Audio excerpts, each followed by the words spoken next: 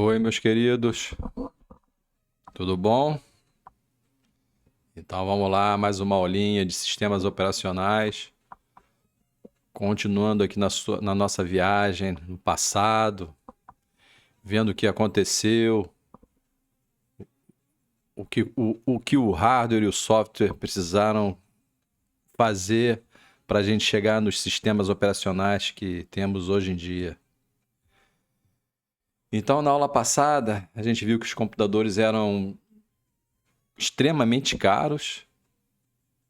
E pior ainda, né? Passavam grande parte do tempo ociosos, principalmente esperando as operações de entrada e saída. Então, quando um programinha pedia para acessar o disco ou para fazer alguma outra entrada ou saída, a CPU ficava sem fazer nada. E era muita grana desperdiçada. Então, hoje a gente vai estudar a solução que surgiu para esse problema, né? O nome dessa solução se chama multiprogramação. Aí a gente vai ver que na tentativa de organizar os vários... Aí o que é a multiprogramação? É ter vários programas na memória e escolher qual é o programa que vai executar, enquanto um programa pede entrada e saída. Então, nessa tentativa de organizar os programas na memória, né, tudo ali ao mesmo tempo, surgiu naturalmente a necessidade de um novo conceito, né, um conceito que se chama processo. Então vamos lá. Então a grande motivação para o surgimento da multiprogramação foi resolver a ociosidade da CPU, né? Isso aí a gente já está sabendo, desde a aula passada. Como a gente viu na aula passada, na parte 1, enquanto um programa esperava por uma operação de entrada e saída, né, uma operação de I/O, que é muito mais lenta do que uma operação da CPU. Então a CPU ficava parada por um tempo precioso, né, em que o dono do computador, o cara que estava alugando o computador, deixava de ganhar dinheiro. Então a solução foi manter vários jobs na memória e alternar a execução entre eles sempre que um estivesse esperando. Sempre que um programa estava ali bloqueado, esperando os resultados de entrada e saída, era escolhido um programa para entrar em execução. Então essa é a solução.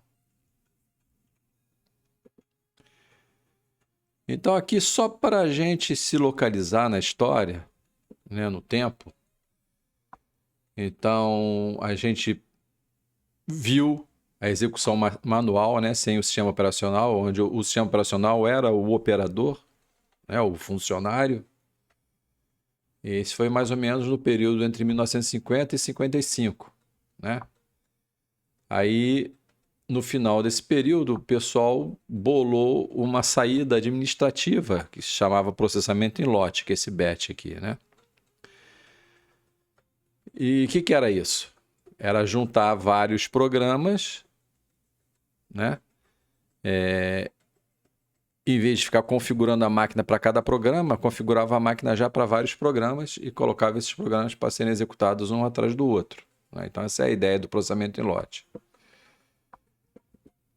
E a ideia logo que veio depois foi substituir a função do operador, do humano, né, por um sisteminha que era chamado de monitor residente, né, que é o avô dos sistemas operacionais, né? E agora a gente vai entrar nessa fase aqui, ó, entre 62 e 65, quando surge os sistemas multiprogramados, tá? Lembrando que a gente ainda está em sistemas batch, em sistemas de lote. O que significa isso? Significa que você, usuário, você, programador, não tem acesso ao computador, tá? O operador vai lá, coloca todos os programas na fita e manda rodar. Não tem essa de trocar informações com o computador. Isso é uma nova fase que depois a gente vai ver.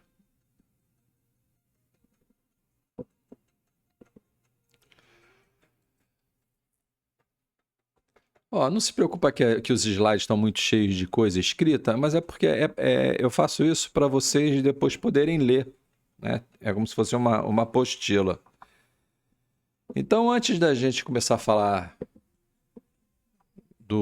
de multiprogramação em si, a gente tem que dar uma olhada nos nomes, né? Então, por exemplo, o que é job? Então, essa é a primeira definição que a gente vai estar aqui. Então, só vou adiantar que o job, né, tem dois significados. Um significado inicial, que é o que a gente já viu, né, que é uma unidade de trabalho. Então, o job é o cartão que identifica o programa, né, identifica o job, é o cartão que identifica o dono, o programador, é o cartãozinho que identifica qual é o compilador que você vai usar, né? Qual é a linguagem que você está usando e o compilador específico, né? No caso, na época era Fortran, né? A maior parte das vezes. E mais uns cartõezinhos com alguns comandos, né? Que é para controlar, para dizer as fases que agora vão acontecer. Agora tem que carregar o programa. Agora tem que executar o programa. E antes disso agora tem que compilar o programa. Programa compilado, então você tem o executável é carregado para a memória, e uma vez carregado na memória, ele é executado. Tá?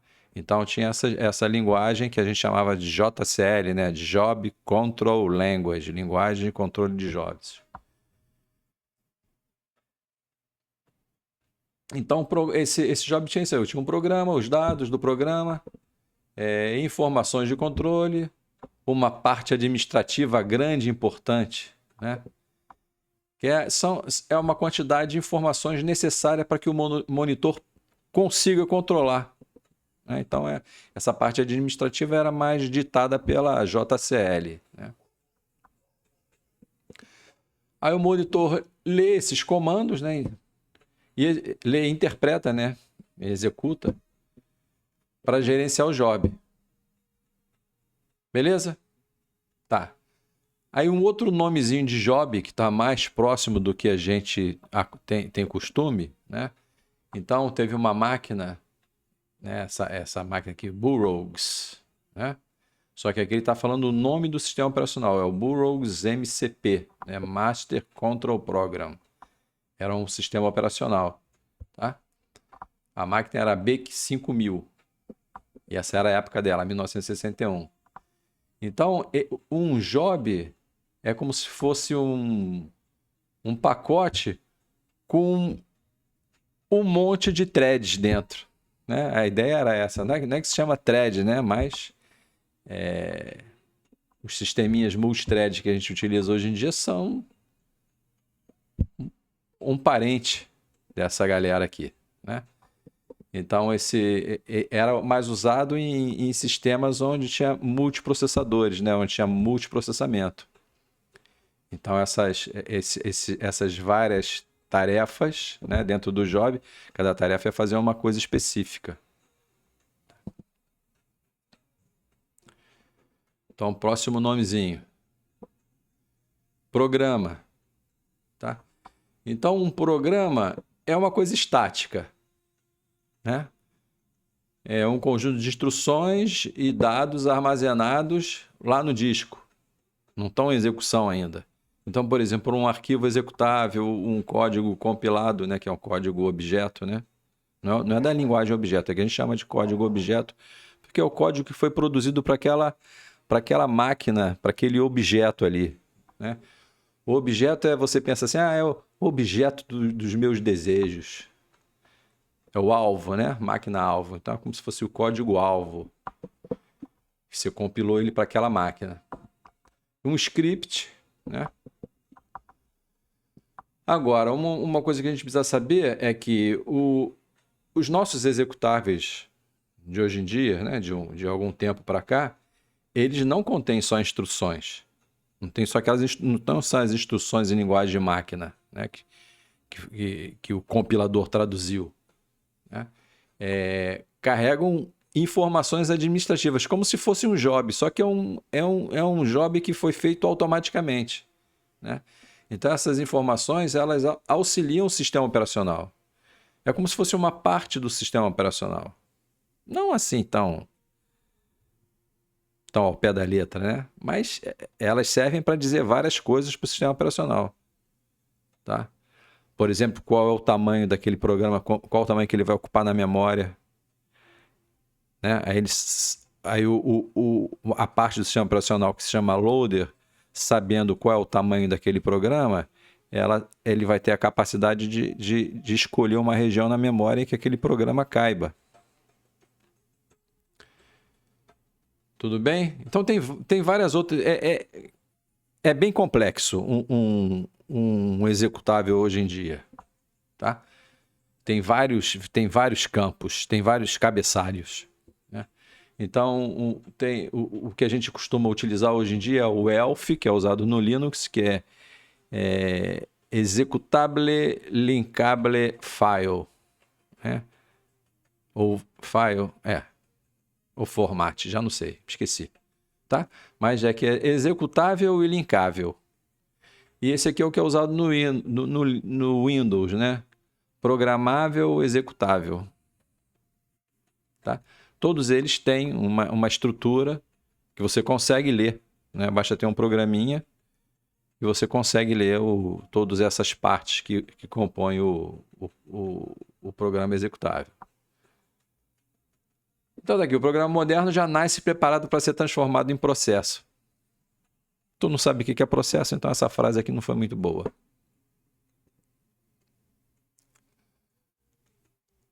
Então, olha lá, um executável moderno. Como é que ele é formado, né? Então, você tem o código-fonte, que foi aquela coisa que você escreveu na linguagem que você gosta. Aí você compilou. Aí ele compilou para onde? Para aquela mesma máquina, né? Vocês têm esse costume. A compilação você faz para a mesma máquina. Mas agora você também pode fazer um programa. Muitos de vocês já devem estar acostumados com isso, eu não estou, né?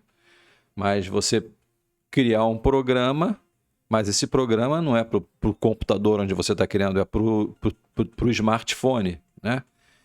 Então, o objeto é o smartphone. Quando você faz isso, a gente chama de cross-compilação, compilação cruzada. Então, tá aqui, o código-fonte, compilação, código-objeto, né? E o código-objeto tá ali só as instruções transformadas em instruções de máquina, né? Só que ela não está completa, ela pode estar chamando alguma biblioteca, pode estar chamando algum outro programa externo. E aí você vai precisar de um outro cara para juntar essas partes, que se chama o linker, né? Tu não está acostumado a ver isso separado. Você já vai lá no compilador, já clica no botãozinho e essas duas coisas acontecem, mas essas coisas são separadas. São fases separadas. Aí o linker é o cara que vai criar o tipo, né? Ele que vai introduzir as informações administrativas dentro do executável. Então, além dele juntar, ele vai criar todas as partes que compõem esse programa executável, tá? Aí, uma vez que esse programa já está pronto, né, uma parte do sistema operacional que chama loader, ela consegue criar o processo, né? Então, o processo é o teu programa que vai estar em execução, mas ele precisa de várias coisas, né? Então, o loader vai ajudar na criação dessas várias coisas. Mas como é que ele faz isso? Ele faz isso baseado nessas informações que o linker colocou dentro do executável, né? Aí, uma vez que está lá na memória, que ele carrega, né? O processo está pronto, aí o sistema operacional começa a gerenciar a execução dele. Aqui mais outra curiosidade, ó.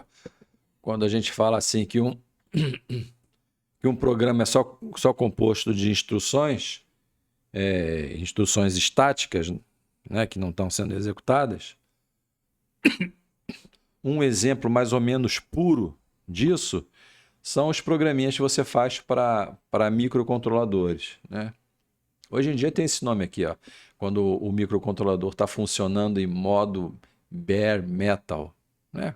Quando ele não tem nada. Quando ele não tem sistema operacional nenhum, não tem carregador nenhum, não tem porcaria nenhuma. Você faz o programinha e grava lá na memória, né?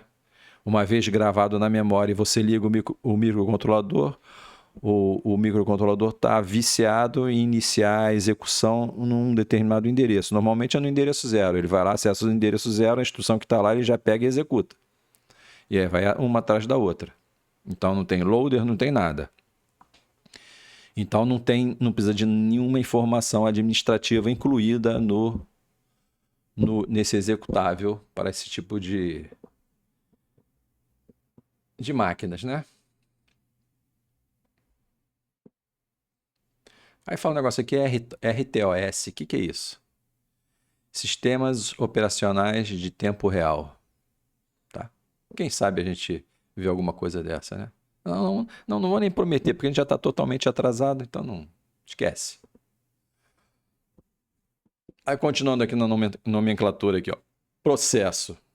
É um programa em execução juntamente com todo o seu contexto de execução. Então, o contexto de execução, o que é isso? São os registradores, os valores estão nos registradores, né? Registradores de dados, que a gente chama de registradores de propósito geral, e dentro de registradores de propósito especial, como é o caso do contador de programa, né? Que é o PC ou o IP. Né? Informações que tem na pilha, armazenadas na pilha, e informações que tem armazenadas no espaço de memória. Tudo isso daqui faz parte do contexto de execução de um processo. Então aqui eu botei alguns desenhos, né? Isso aqui é de um livrinho, Arquitetura de Sistemas Operacionais, sei lá, esse capítulo 6, sei lá qual é. Então aqui ele pega o processo, né? Então isso aqui ele chama de processo. Aqui dentro estão as instruções, que é o programa em si. Aí tem uma parte que é o contexto de hardware, né? O contexto de hardware são os registradores de propósito geral, registrador PC, o IP, registrador ponteiro da pilha, registrador de status e outros. Tá? E aqui tem o espaço de endereçamento, né? Que é toda a memória que esse processo está acessando, né? E aqui tem algum contexto de software, né? Contexto de software vai ser qual é o nome do processo. O processo tem um número, né? PID, quer dizer, identificador do processo. Aí tem o UID, que é o identificador do dono, né? desse processo, né? Do usuário. Se tem alguma prioridade de execução, a hora e a data que foi criada, o tempo de processador, quer dizer, esses caras têm um tempo de processamento, né? Que podem ficar processando direto na máquina. Não adianta eu falar agora porque vocês não sabem do que se trata, então não adianta falar. Tá? Então tem umas cotas também, que significa a quantidade de arquivos que ele pode abrir, etc, etc, etc. Tem privilégios de execução. Tá? Então isso aqui é o processo. Então, essa aqui é a cara do processo na memória, que lembra bem aquele esqueminha que vocês aprendem lá em linguagem C, que o professor coloca lá, né? Principalmente quando você aprende alocação de memória dinâmica, aí você tem o teu espaço de endereços todo dividido em segmentos, né? Então, lá embaixo, né, no início, você tem esse texto aqui, que significa é a região das instruções, né? Depois região de dados inicializados, dados que você não inicializou. Aí tem o heap e tem a pilha, né? A pilha vai crescendo para baixo e o heap vai crescendo para cima. Tá? E aqui é uma representação do processo, né? Então tem um nomezinho que o pessoal dá de Process Control Block, ou bloco de controle de processo, né? O pessoal costuma chamar de PCB, em português chama de BCP. Tá? No Linux o pessoal chama de Task Struct, porque na verdade isso aqui é uma estrutura, é uma struct lá do C, cheia de campos. Nesses campos você vai botando várias informações. Então, umas informações são essas coisas aqui que você está vendo aqui, ó, né? Então aqui, ó, identificador do processo, e aqui tem aqui também informações dos registradores, né? O contador de programa, o estado do processo, o que esse processo está fazendo, se ele está em execução, se ele está bloqueado esperando entrada e saída, se ele ainda não está no sistema, ou se ele já morreu e está esperando para ser tirado do sistema. Se ele tem prioridade, aqui o conteúdo dos registradores de propósito geral, uma lista de arquivos abertos, lista de dispositivos em uso, né? Proteção, na parte de proteção de memória. Tem mais informações, são alguns exemplos. Tá? Então é uma estrutura bem grande. Então o processo é a combinação dessas coisas todas aí. De repente até mais, né? Só que eu não me lembro. Tá aí. Beleza? Tá, então o processo é todas essas coisas. Uma palavra-chave aqui é execução mais estado. Sabe, uma palavra-chave ainda não está aqui, mas a palavra-chave correta mesmo é unidade de despacho. Não é macumba, não. Unidade de despacho é porque o que você quer fazer na multiprogramação? Você tem vários caras na memória e você vai substituindo. O cara que vai para entrada e saída fica bloqueado e você vai escolher outro que está na memória para ser executado.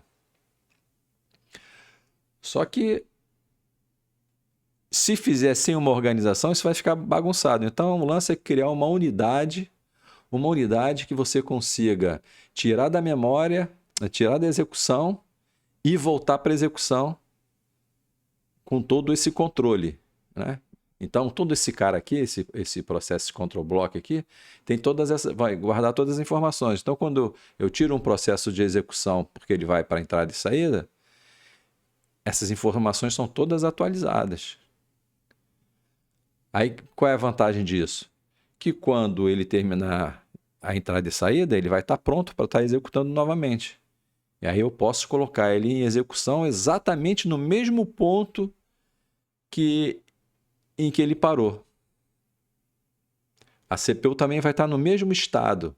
Todos os registradores da CPU vão estar com os mesmos valores, porque todos esses registradores estão salvos aqui. Então, tudo isso volta para a CPU. Então, a CPU está paradinha, vai ficar igualzinha como estava no momento em que esse processo saiu para fazer a entrada e saída. Aí ele consegue. Então, tendo uma unidade que você. Então, despachar isso mudar o processo de execução para bloqueado, de bloqueado para pronto, de pronto para execução, para ficar nessa onda sem se perder, sem misturar as instruções, sem misturar os programas, sem fazer bagunça. Então é essa unidade executável. Eu sei, perdi tempo aqui grande aqui, né, nesse slide aqui. Não precisava, porque tem essas coisas que eu estou falando, tem mais para frente. Então aqui tem uma definição de multiprogramação, né, que está representada aqui nesse desenho. Então está aqui a multiprogramação, você ter vários programas na memória, incluindo o sistema operacional, porque o sistema operacional também é um programa e também precisa ser executado. Tá? Não tem essa onda não de o sistema operacional estar em execução num processador só para ele e o outro processador é dividido com os outros programas. Não tem essa não. Se o P1 está executando, o P2, o P3, o P4 e o sistema operacional estão dormindo. Está tudo fora de execução. Tá? Então está aqui a memória com todos os programas e sistema operacional distribuídos, né? Então aqui nesse exemplo está o P1 o P1 estava em execução, né?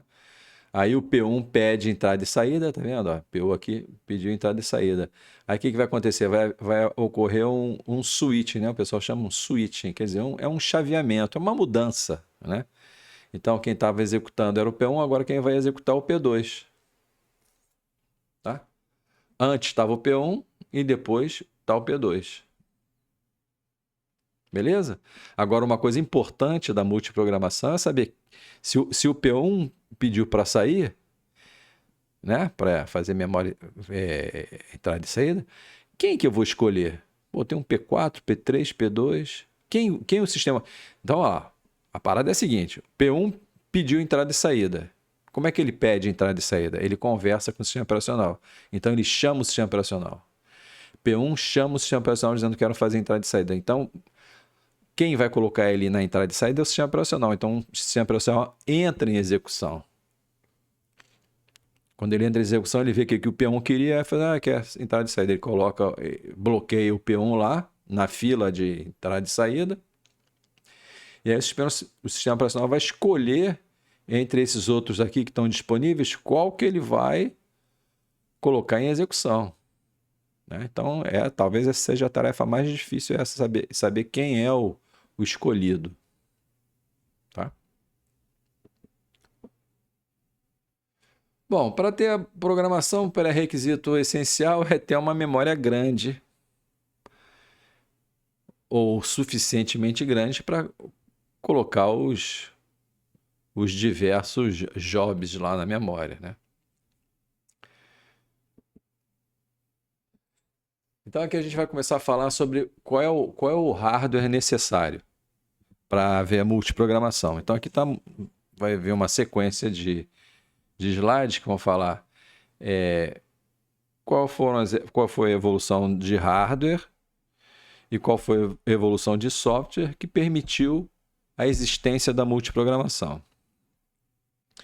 Então a primeira coisa que tem aqui, ó, se você tem memória grande, beleza. Aí você vai botar os programas lá, vai distribuir os programas igual naquele desenho que estava ali.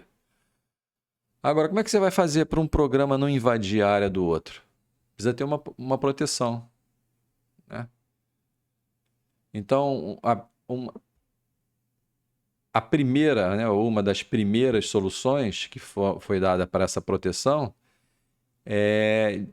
de hardware, né, é usar registradores especiais. Então, tem um registrador chamado base e tem outro registrador chamado limite. Tá?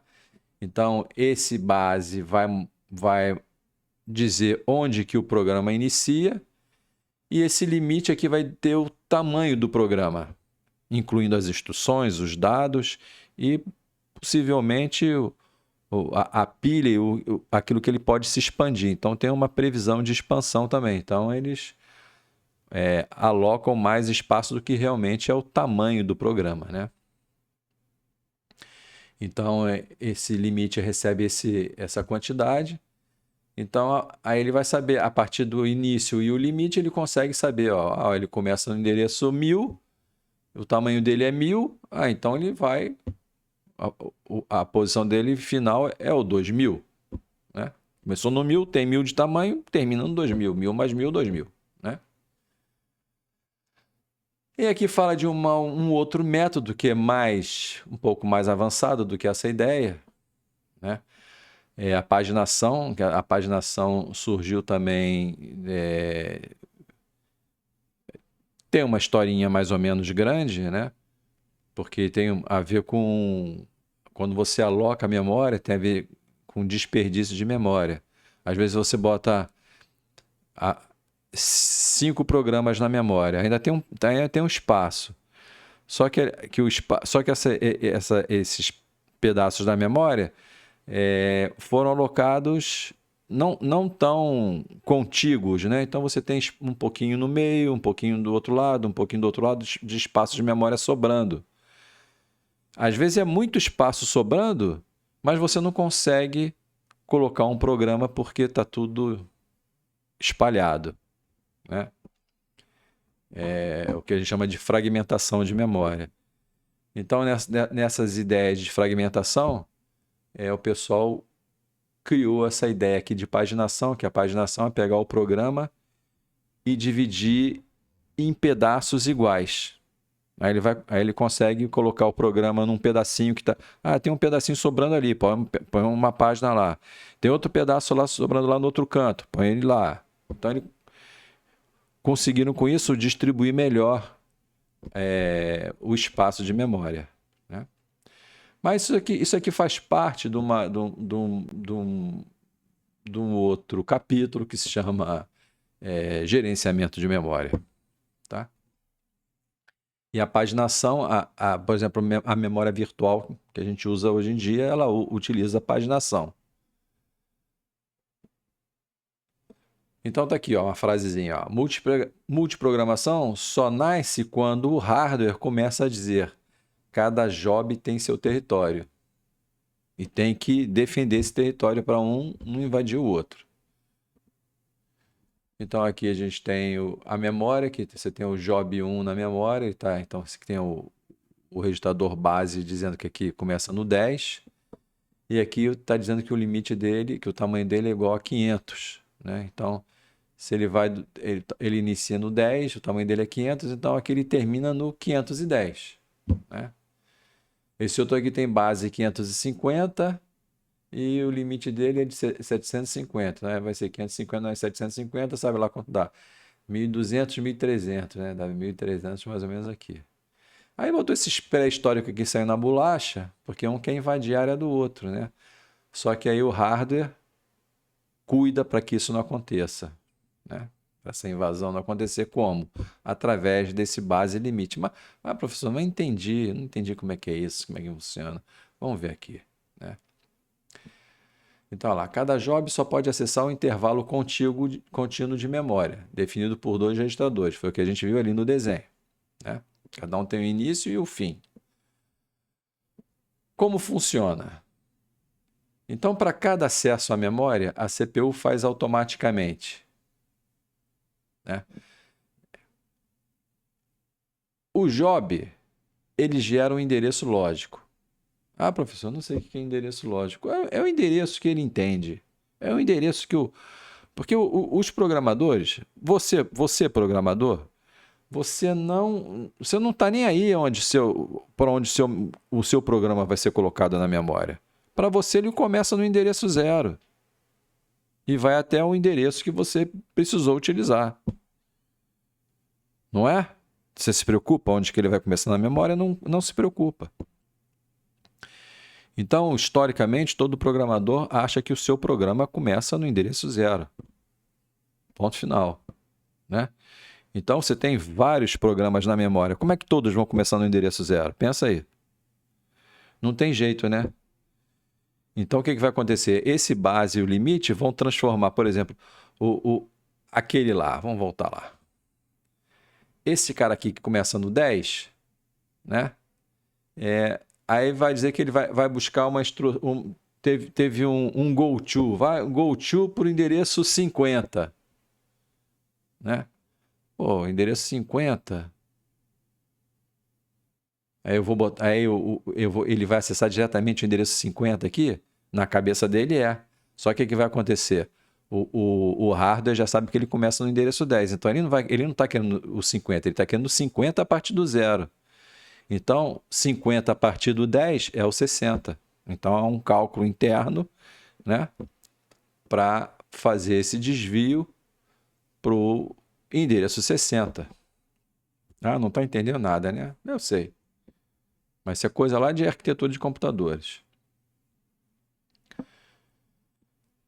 Então, o endereço lógico são os endereços que normalmente o programa gera. Toda hora o programa gera endereço. Tá? Na hora que ele vai buscar dado, na hora que ele vai para a próxima instrução. Como é que aquele endereço chega lá no IP?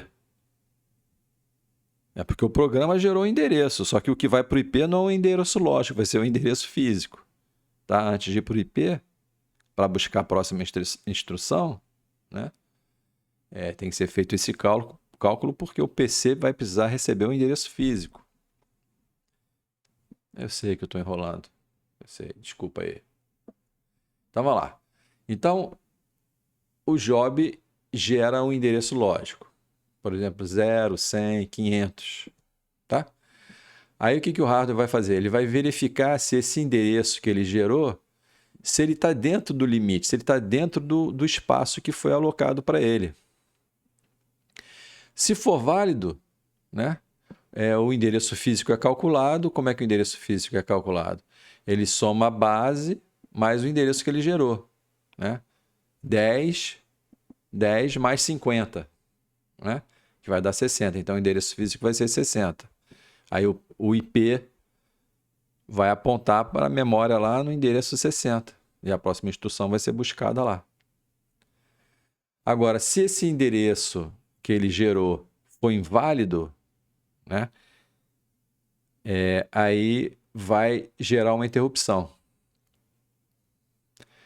Aí, gerando essa interrupção, aí aqui vai entrar o sistema operacional. No momento que gera interrupção, o sistema operacional que vai decidir o que vai acontecer, tá? Ele pode emitir, por exemplo, um erro de proteção. Ó, você invadiu a memória, erro de proteção. Aí tira o teu programa da jogada. Então lá, o que é endereço lógico, né? Endereço lógico é gerado pelo programa. Tá? Então, o programa não sabe a posição dele na memória. Então, é independente da posição física real na memória. Tá? Para o programa que está em execução, é como se sua memória sempre começasse no endereço 0. E não é. Tá? E por que esses endereços são gerados? Porque o programa precisa acessar instruções e dados durante a sua execução. Exemplo, pegue o valor no endereço 120. Grave no endereço 500, vá para a instrução 900. Entendeu? Então, todos esses carinhas aqui, ó, são endereços lógicos. Só vai virar endereço físico quando fizer a continha lá com o base e limite. Então, olha lá. Então, o teu programa está lá com o endereço base dele é o 1000 e o limite dele é 500. Então, ele pode ir do 1000 até o 1499, tá? Entre 1000 e 1499 tem 500 posições. Aí, vamos supor que o job gere o endereço 100. O que vai acontecer? O hardware vai converter esse endereço 100 para 1100. Por quê? Porque ele começou no 1000. Endereço 100 é a partir do 1000. Então, vai ser 1000 mais 100. Vira 1100. Aí, ele vai comparar, né, o hardware, isso tudo é o hardware, vai comparar com o limite lá, ó, com 1499. Se tiver dentro dessa faixa, beleza. Então, o que ele vai fazer? 1100 é menor ou igual a 1499? Beleza, ok. Tá?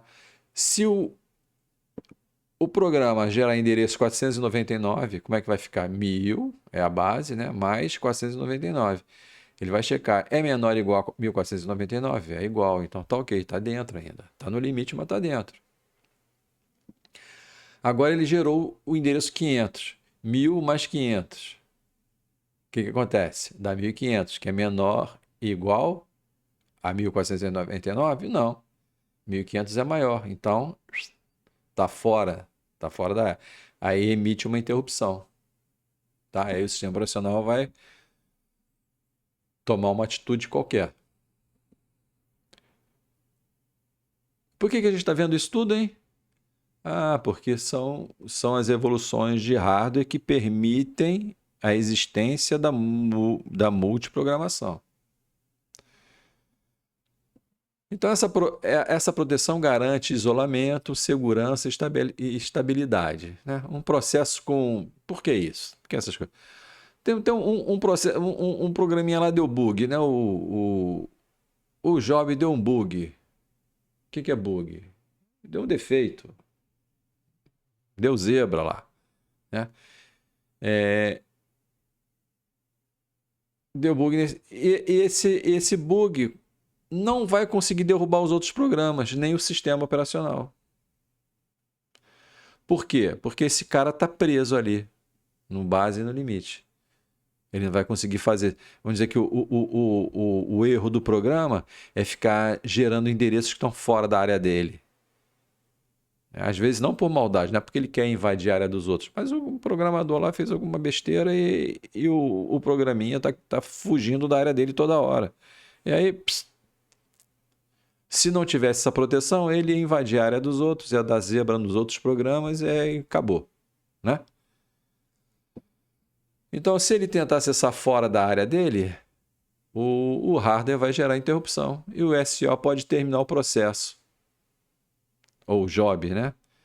gerando uma falha de segmentação, né? Segmentation fault.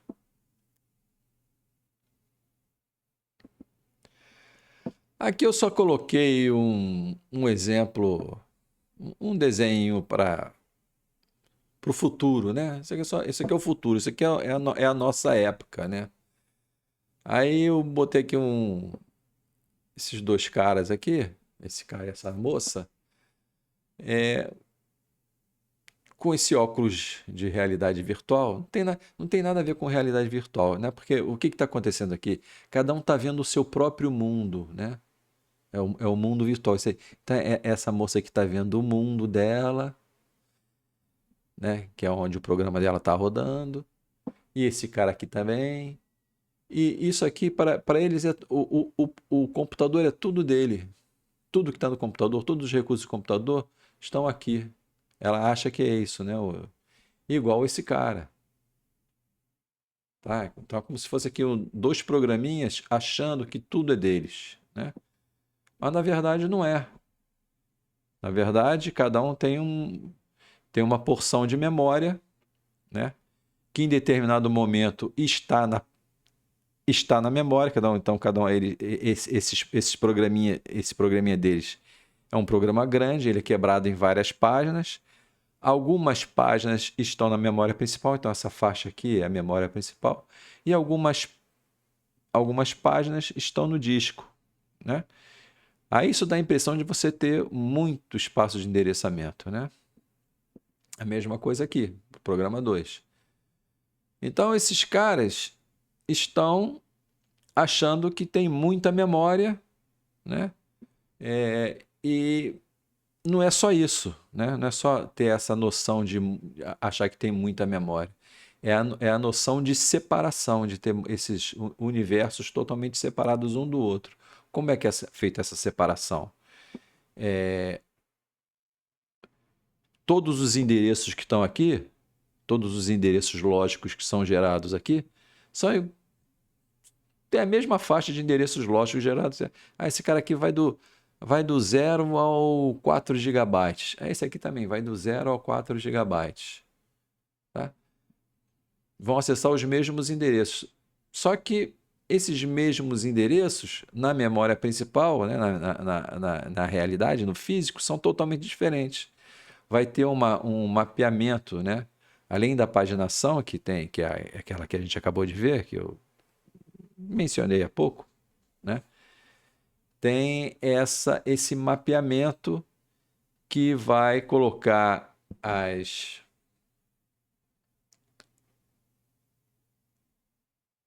vai mapear o mundo lógico para o mundo físico, tanto para o mundo físico que está na memória, como o mundo físico que está no disco.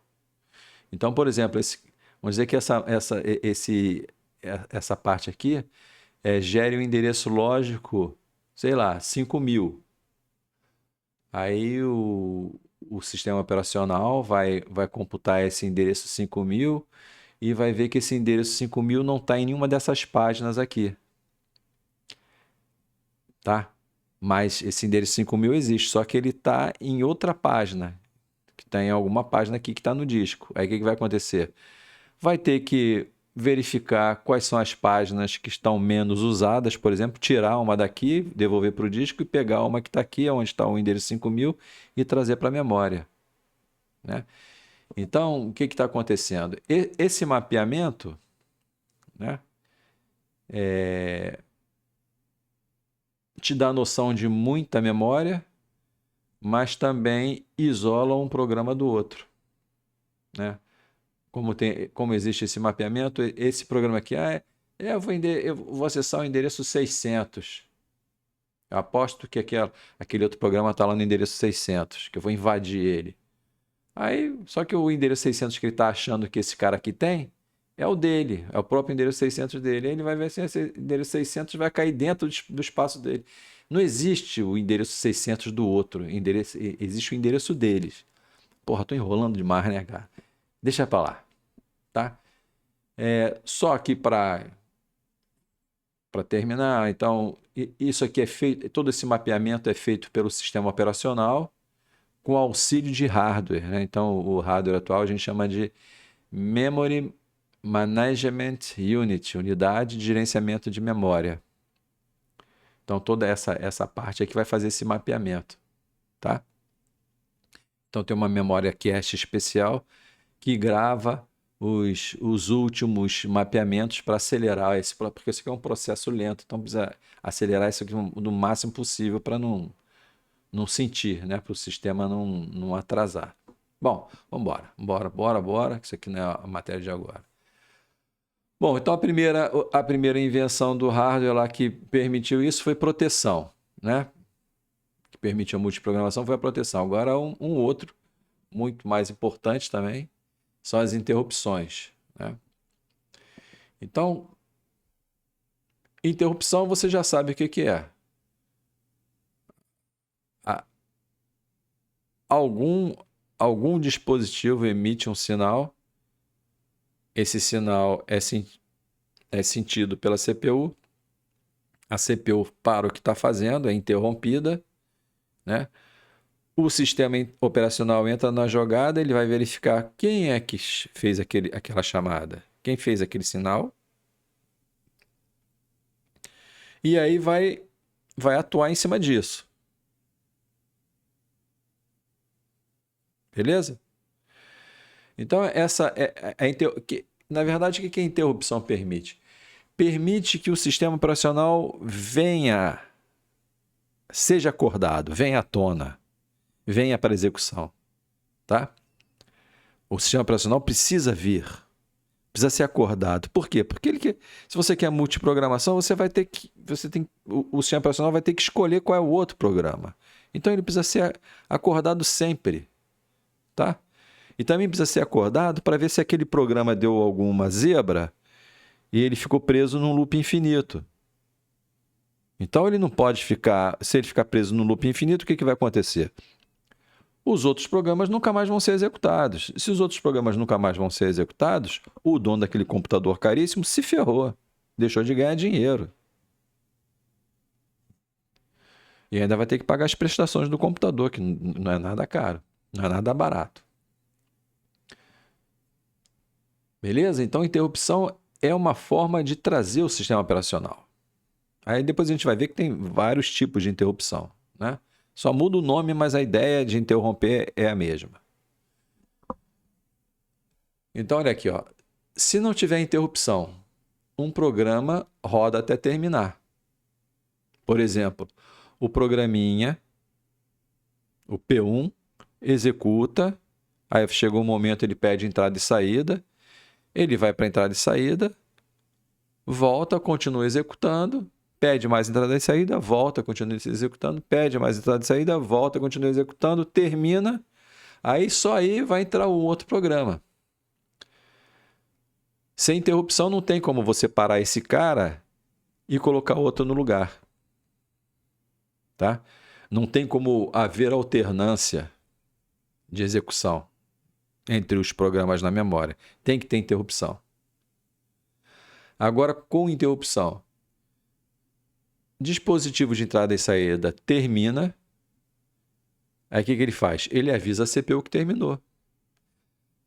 Aí essa interrupção faz a CPU acordar o sistema operacional. O sistema operacional acorda, o que houve aí? Ah, o disco terminou de gravar aquilo que o programa pediu. Ah, tá. Aí ele vai ver.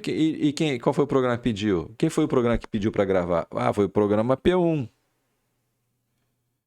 Tá entendendo que precisa de organização? Quem pediu para gravar foi o P1. O P1 estava bloqueado e ele pediu para gravar.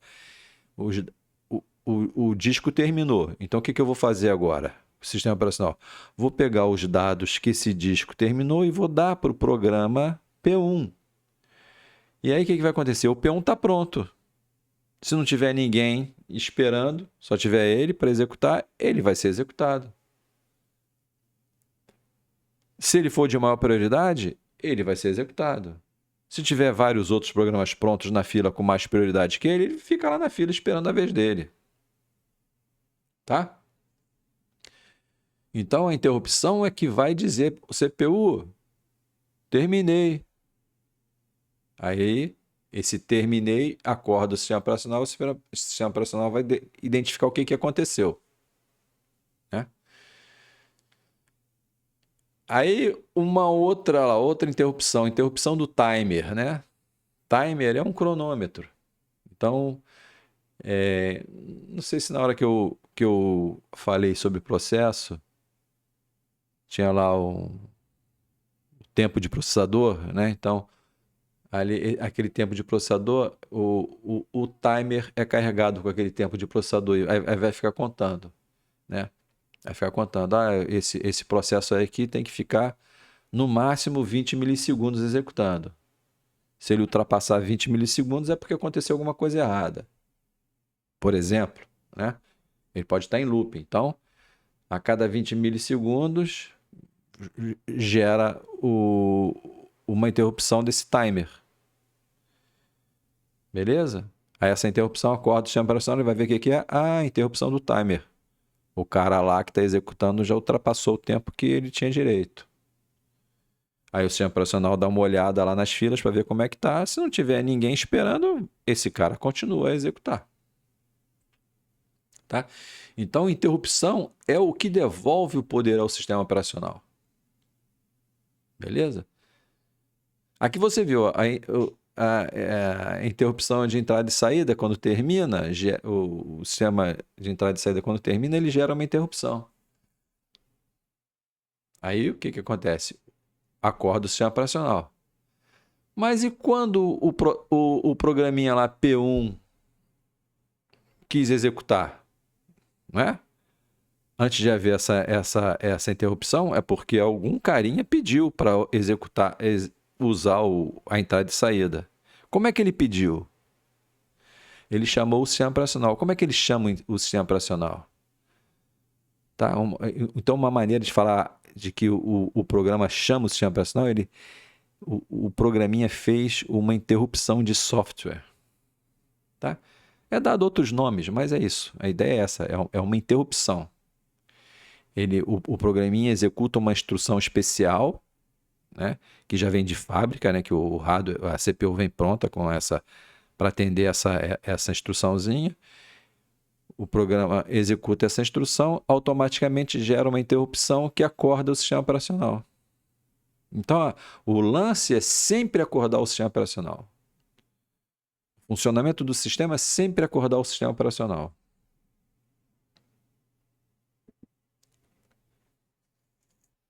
Então, o timer é isso aqui, é um cronômetro. Como é que é isso? Você sabe que o hardware do computador é todo sincronizado com uma coisa chamada clock, né? Então, tem circuitinhos lá que vão ficar vibrando, essa vibração tem uma frequência e você consegue obter o tempo a partir da frequência, né? Tempo... O período é igual a 1 sobre f, né? Então você faz uma continha lá, então você sabe tantos pulsinhos dá 1 segundo, ou uma fração de segundo. Então, tudo esse clock, essa vibração, vai gerando os tempos. Para que gera esses tempos? Porque cada circuito, a natureza de cada circuito demora tanto tempo para executar uma operação. Né? Por exemplo, a memória demora tanto tempo para conseguir armazenar um dado. Uma porta de entrada, uma porta lógica demora tanto tempo para permitir que a informação atravesse ela. Então, essas coisas têm um tempo. Então, lá no projeto, os caras sabem, ó, cada instrução vai demorar tantos pulsos de clock para ser executada. Então, tudo é baseado nisso, tudo é sincronizado. Então, a máquina síncrona. Tá? O timer é um registrador que você coloca um valor, aí ele vai ficar fazendo uma contagem. Quando essa contagem zera ou ocorre overflow, né? Tanto zerar quanto ocorrer overflow acaba sendo a mesma coisa, ele zera, né? Aí esse overflow gera uma interrupção. Então, esse registrador, ele está contando pulsos de clock, ele fica contando lá. Isso é como se fosse um reloginho. Ele está contando os pulsos de clock, ele está servindo como relógio. Aí quando chegar naquele valor que você carregou nele, ele gera uma interrupção. E essa interrupção vai acordar o sistema operacional. Então o timer, né, mais a sua interrupção, ela é essencial para evitar que um programa nunca saia da CPU. Então o timer é a terceira evolução de hardware. Não está na sequência não, tá? A terceira porque eu listei aqui, é o terceiro, né? É o terceiro aqui da lista, que permitiu a existência da multiprogramação, tá? Aí futuramente você vai ver que esse hardware, né, esse timer, ele é importante para fazer essa coisa aqui, ó, preempção, tá? Você pode pensar como preempção como expulsão. Então vai ser o seguinte, vai contar 20 milissegundos, né?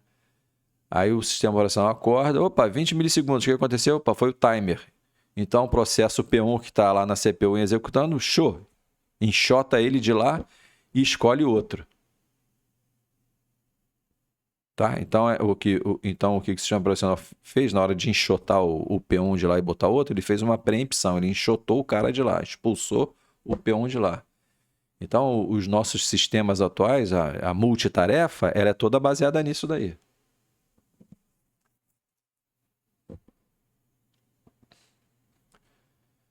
Tá, aqui é um exemplo do timer, né? Então, aqui tem um programinha aqui em loop infinito.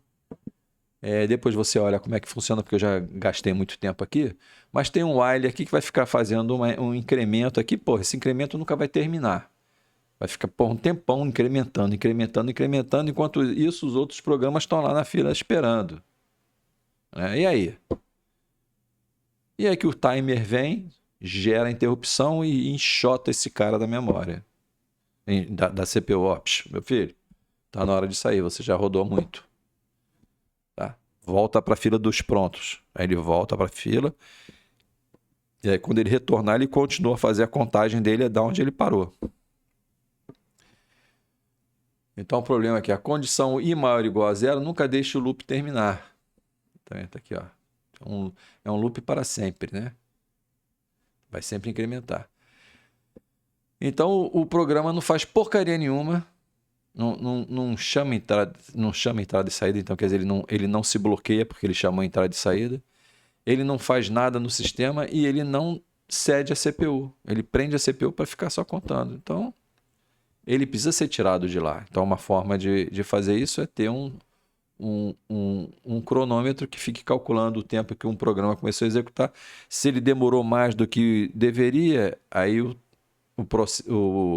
sistema operacional é chamado para verificar o que aconteceu.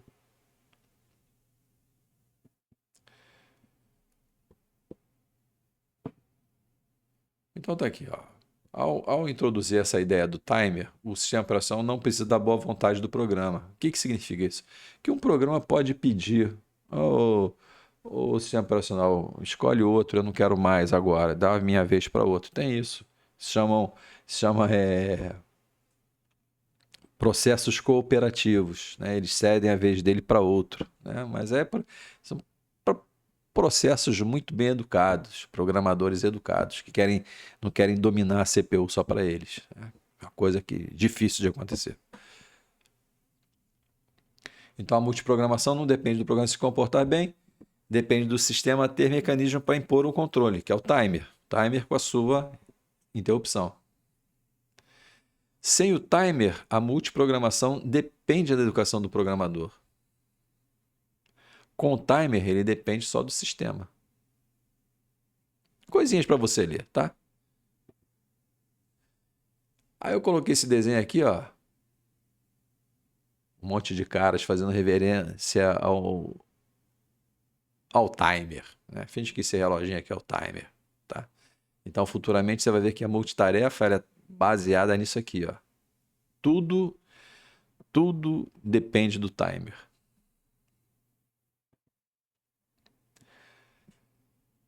Aí outra invenção que fizeram, que é o modos de execução. Então, o teu processador, ele Pode ter mais de 2 modos, tá? Mas o normal é que se use só 2 modos, que é o modo usuário e modo kernel. Nessa época não tinha esses nomes, né? Nessa época eles chamavam, acho que é modo problema, né? Que é a resolução de problemas, não, que seria o modo usuário, e o modo sistema, o modo supervisor, que é o do sistema operacional. O que significa isso? Significa que quando o cara constrói uma CPU, ele vai definir instruções que programas comuns podem executar e instruções que eles não podem executar. Então, essas instruções especiais, que são principalmente de entrada e saída, para manipular entrada e saída, isso não pode ser executado diretamente por programas comuns, programas do usuário. Então, só programas do sistema operacional que têm essa permissão de usar essas instruções. Aí, como é que é feito isso?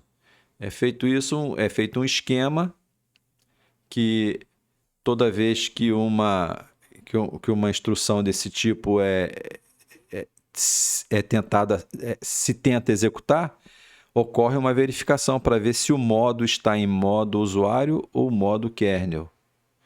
Se o programa está em modo usuário e chegar uma instrução de entrada e saída lá na CPU, ela automaticamente vai verificar se naquele instante o sistema está em modo supervisor, está em modo kernel. Se não tiver, aquele programinha é colocado para fora, porque ele está tentando executar uma instrução proibida.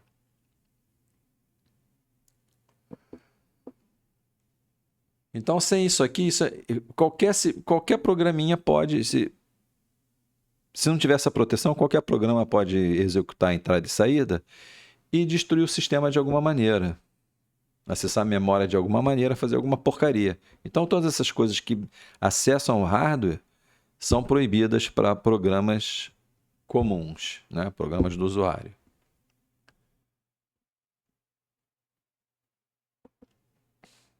Bom, aí terminou. A parte de hardware toda está ali. Claro, para ter multiprogramação, né, tem que ter discos, né, disco magnético, porque fita magnética, é sequencial, então não dá para fazer um negócio rápido. De repente até dá para fazer, mas vai ser mais lento do que se imagina, porque a fita você tem que ficar indo para frente e para trás para achar as coisas que estão ali gravadas, né? O disco não, é acesso aleatório, né? Acesso direto. Tá? Então, também discos também tá nessa. Mas eu só coloquei as coisas assim, realmente principais, né? É claro, teve toda a evolução aí nesse meio tempo. Teve a invenção do transistor, né? Acho que foi nos anos 50, né? Não me lembro, não. 54, 58, não sei quando é que foi. Ou 48, não me lembro. Bom, aí também teve transistor para aumentar a velocidade. Então, tudo isso, o tipo de memória, né? Memória semicondutor, todas essas coisas são que vão possibilitando novas tecnologias de sistemas operacionais. Mas eu coloquei os 4 principais ali, tá? Que sem eles realmente não dá para acontecer.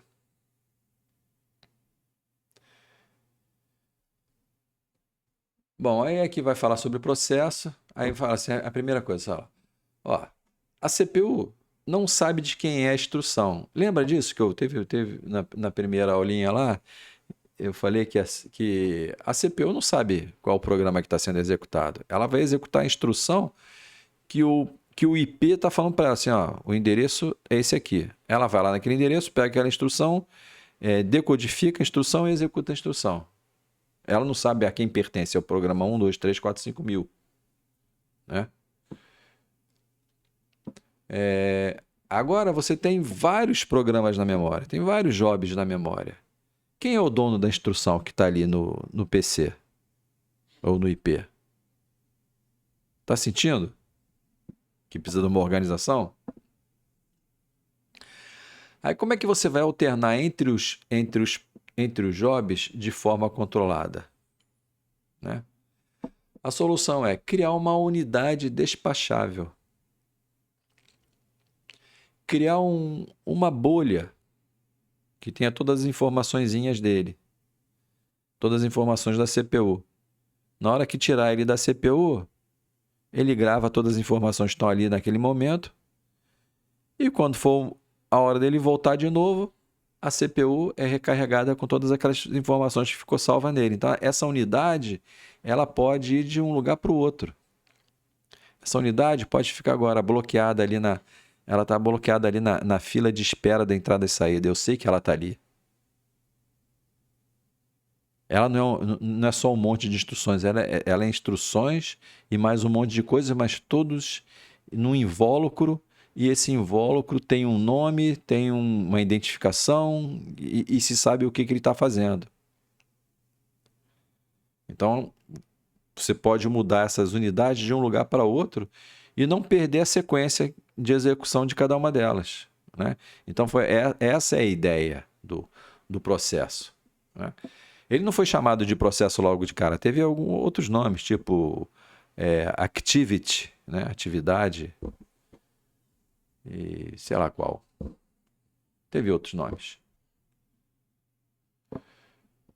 Então a ideia-chave é unidade despachável, algo que possa sair da execução e retornar posteriormente, no mesmo ponto onde foi interrompido e com a CPU no mesmo estado que estava nesse instante. É como você vê um filme, você está vendo o filme, pô, aí deu mó dor de barriga. O que você faz? Dá um pause. E aí, quando você voltar, o que vai acontecer? Você vai voltar no filme exatamente no ponto onde você parou. Não é isso? É a mesma ideia aqui.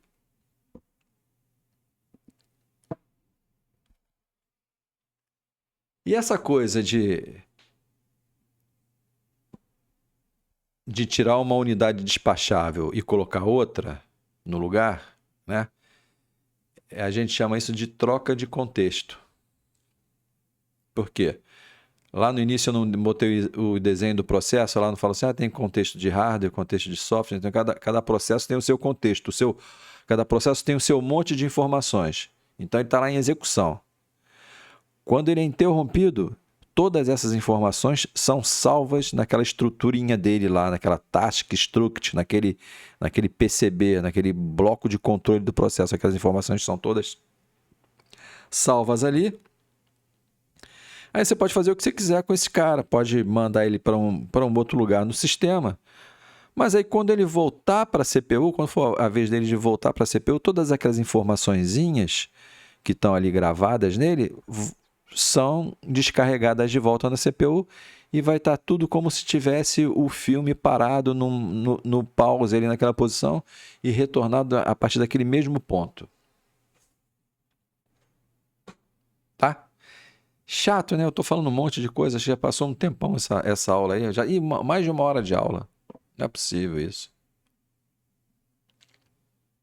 Bom, então trocar o contexto é tirar o contexto de um processo que está em execução e colocar o contexto de outro processo que estava pronto para entrar em execução.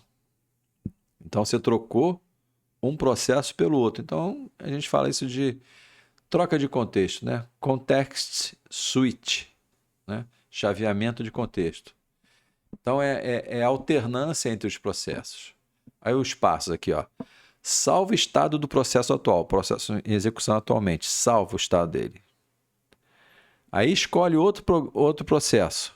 Pronto. Carrega o estado desse outro cara na CPU. E ele entra em execução. Aí uma outra parte importante do software, né, que é uma parte problemática, né, que até hoje o pessoal ainda tenta descobrir qual é o melhor método de escolher. Escolher o quê? Escolher qual é o próximo processo que eu vou colocar em execução. né? Então, qual é o algoritmo? Então, aqui tem um exemplo de alguns algoritmos, por exemplo, FCFS, que você pode pensar como FIFO, né? FIFO é First In, First Out. FCFS quer dizer First Come, primeiro a chegar, é o primeiro a ser servido. First Come, First Served. Né? Então, o cara que chegou primeiro, eu já pego ele e coloco. Né? Aí o segundo que chegar vai ser o segundo. O terceiro que chegar é o terceiro. Tá? Não importa nada, não importa. Aí, claro, isso aí vai tendo, vão fazendo modificações, vão colocando prioridade, né? Aí aqui, por exemplo, esse aqui é SJF, é Short Job First, o menor programa primeiro. Quer dizer, o menor é o que tá mais próximo para acabar. Então, esse sempre vai escolher primeiro, né? Ou também pode ser só o menor mesmo, né? Vai escolher o menor. Então, quer dizer, tem um grandão na fila. Tem um programa grande na fila. Aí chega um pequeno, o grandão dançou. Vai escolher o pequeno. Aí o pequeno termina, o grandão tá achando que vai ser a vez dele. Chega outro pequeno. O grandão dançou. Aí o que vai acontecendo? Esse grandão que vai ficar sempre esperando. Ele vai estar sempre faminto, né? Tá sempre morrendo de fome. Ele sente fome da CPU, mas não consegue usar, não consegue comer a CPU. O comilão. Aí o que acontece? Esse tipo de fenômeno, né, que a gente chama de starvation. Eu sei, são os nomezinhos, né? Quer dizer, a gente pode traduzir como inanição. Quer dizer, os processos estão sofrendo de inanição, eles não conseguem ser executados. Tá? Então, tem vários probleminhas vão ocorrendo nas escolhas. Né? O cara vai achando que a escolha é maneira e tal. Aí tem uns que tem prioridade. Né? Aí tem prioridade fixa, aí tem prioridade que vai modificando dinamicamente, né? Quanto mais aquele processo é escolhido para execução, menor ele vai tendo cada vez menos prioridade, porque ele já executou muito. Quanto mais ele executa, menos ele tem prioridade. Ele tem que dar mais vez ao outro, já que você já executou bastante, agora dá vez para o outro. Né? Então é mais ou menos o que acontece. Tem um monte, tá? Aqui só botei esses 3 exemplos. E todos acabam dando algum problema. Tá? Então a ideia-chave aqui, ó, multiprogramação não é só ter vários programas. É saber escolher qual que vai rodar. Cara, isso e é problema, hein? É problema. É problema, por exemplo. Tá, eu vou escolhendo. Você vai achando que a multiprogramação é a saída perfeita, né? Então, olha lá. De programação, o quê? O cara pede entrada e saída, aí eu dou a vez para outro. Tá, aí o P1 pediu entrada e saída. Beleza, ele está lá esperando lá para ser atendido pela entrada e saída. Aí o P2 é executado um pouquinho e logo pede entrada e saída. Aí o P2 vai lá na fila junto com o P1. Aí o P3 também, o P4 também. Daqui a pouco ó, a CPU está à toa, sem executar, e a fila de entrada e saída está cheia. Tá vendo? Nem todas as soluções são perfeitas. Né? Essas coisas foram evoluindo ao longo do tempo para chegar numa solução ótima. A gente vai ver. Então, aqui, ó, gerência de memória, né? Então, a gerência de memória é aquela mesma ideia lá do hardware que tem aquela proteção. Só que agora o sistema operacional trabalha junto com o hardware para dar uma proteção melhor, né? Dar um gerenciamento de memória melhor. Né? Então aqui, ó, o hardware não consegue sozinho decidir tudo. Ele precisa de estruturas e políticas mantidas pela SO. Por exemplo, alocação de memória, relocação, proteção. Então tem várias coisinhas que a gente não sabe. A alocação de memória é arrumar um lugar na memória. Né?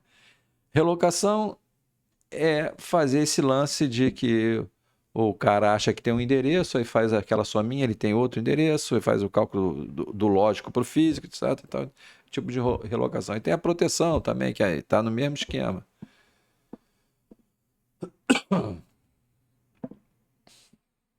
Então, a multiprogramação em larga escala só se tornou realmente viável quando o hardware e o sistema operacional passaram a cooperar na gerência de memória. Então, ao longo da história, muitas técnicas foram desenvolvidas em sistema operacional, mas eram lentas, né? Porque só tinha no sistema operacional, não existia um hardware para dar suporte. E aí, na próxima geração da máquina, eles já embutiam essa ideia no hardware. Por exemplo, o lance de proteção, de ter modo usuário e modo supervisor, né? Isso foi criado antes em sistema operacional.